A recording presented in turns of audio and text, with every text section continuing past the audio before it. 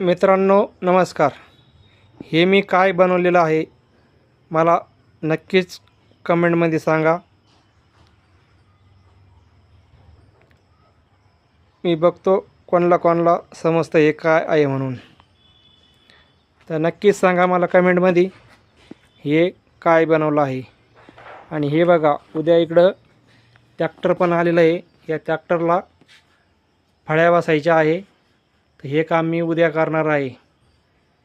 आणि इकडं बघू शकता तुम्ही, खूप लाकडं पण आहे आमच्या स्वामिलमध्ये. हे बघा, इकडं मस्त हिरवेगार झाडं पण आहे. ही ट्रॉली आहे.